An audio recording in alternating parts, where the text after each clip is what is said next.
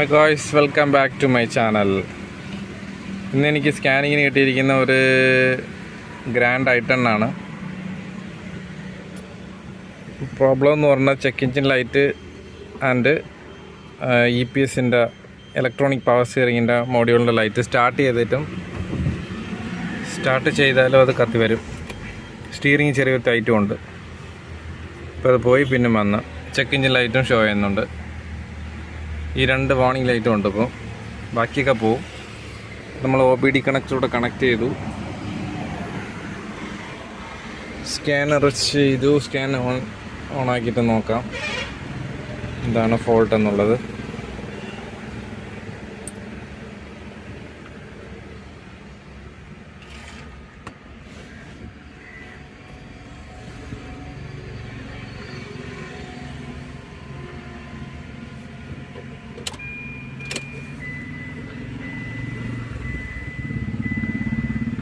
Hyundai പോയിട്ട്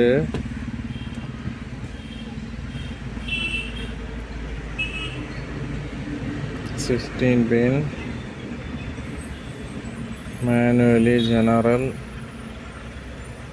grand i10 Xcent 2016 MBFI health report.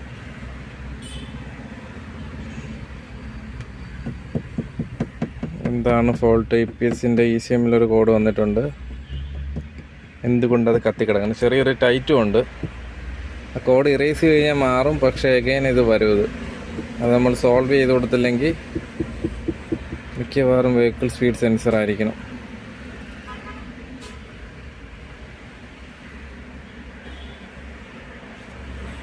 Scanning പൂർത്തിയായിട്ടുണ്ട്. 2 code. Vehicle speed sensor B, range performance, wheel speed sensor.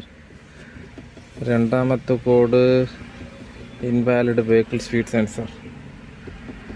വണ്ടിയുടെ ഒരു speed സെൻസറിൻ്റെ ഒരു signal ഈ മോഡ്യൂളിലോട്ട് വരും. അത് കിട്ടാത്തത് കൊണ്ടാണ് ആ ലൈറ്റ് ഷോ ചെയ്യുന്നത്. Vehicle speed sensor. അപ്പോൾ ഇതിപ്പോൾ സ്റ്റാർട്ട് ചെയ്താൽ ഈ കോഡുണ്ട്. പിന്നെ ഇറേസ് ചെയ്യുമ്പോൾ കോഡ് പോകും. പിന്നെ സ്റ്റാർട്ട് ചെയ്തു, RPM പൊങ്ങി, എപ്പോഴും അതുണ്ട്. അപ്പോൾ ഞാനത് ക്ലിയർ കൊടുക്കാൻ പോകുന്നു. ക്ലിയർ കൊടുത്തു കഴിഞ്ഞാൽ അത് പോവും. ക്ലിയർ DTC കൊടുത്തു. ചെക്ക് എഞ്ചിൻ പോയിട്ടുണ്ട്.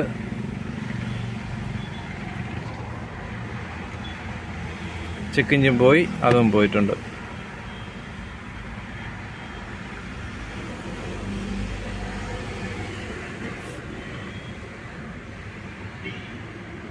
അതും പോയി, രണ്ടും പോയിട്ടുണ്ട്. പക്ഷേ ഇത് ഇനിയും വരും. ഇപ്പോൾ സ്റ്റിയറിങ് നല്ല ഫ്രീ ആയിട്ടുണ്ട്.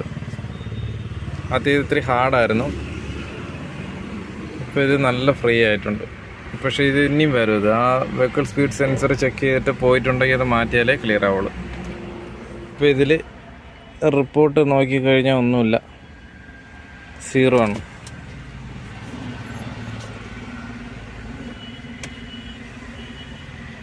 എല്ലാം ക്ലിയറാണ്.